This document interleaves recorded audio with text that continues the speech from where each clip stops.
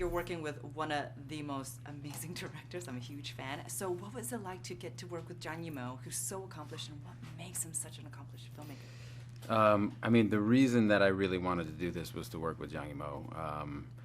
You know, I'd been chasing him for 20 years, and you know, and he works almost entirely in China, so I didn't think that I'd ever get the chance. So when he came to me with this, it was a very easy decision for me. And I think it's his, you know, his ability to kind of choreograph at, you know, at this scale.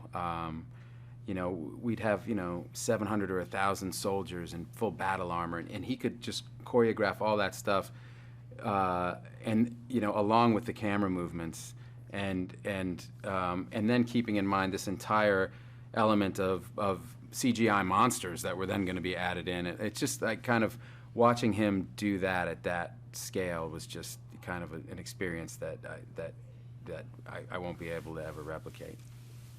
I mean, this is such an epic movie with such beautiful, sweeping scenes. Can you talk a little bit more about the size of production and the scale of the movie?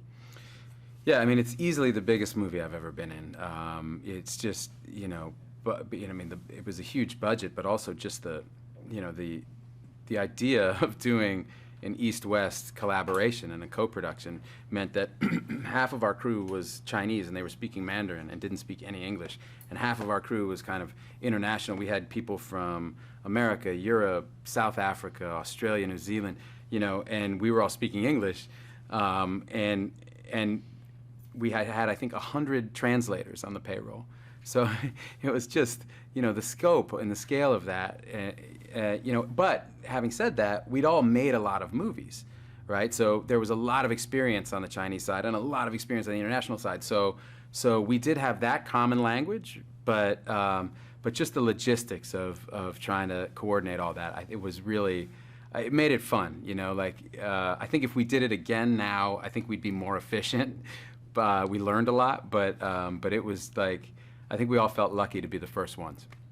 And let's talk about the mythology, because a lot of people know what the Great Wall is, but you guys created this amazing story with these mythological creatures. Can you talk about the mythology that you built as well as the purpose of the Great Wall in this film? Yeah, the idea behind this movie is that the Great Wall was built to keep this wave of monsters out, and the monsters attack every 60 years. And the only thing protecting northern China from these monsters is the wall and the army that guards it. And so there's this fictitious army that we've created called the Nameless Order, and these people are born into it, and they spend their whole life training, and their job is to protect the wall at all costs, because if the monsters break through, they're going to basically take over the world eventually. And so the monsters are based on Chinese folklore, and they're called Taotie, and the Taotie is the beast of greed.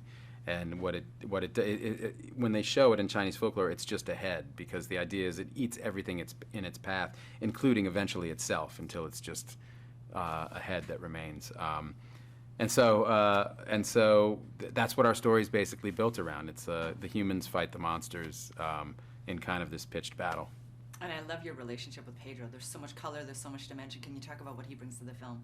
Yeah, well, the idea is that we're two mercenaries from the West who come to steal gunpowder. Like, we've heard about gunpowder, so we're like, let's go steal that and take over the West. And we get captured by the Nameless Order. So we're basically barbarians who are exposed to this civilization that's way more advanced than we are, or than anything we've ever seen. And so it's a question of kind of how we react to that. And my character, William, is really moved by what he sees and the values that are expressed by this civilization, whereas Pedro's character doesn't care. He just still wants the gunpowder. So it's kind of a fun dynamic.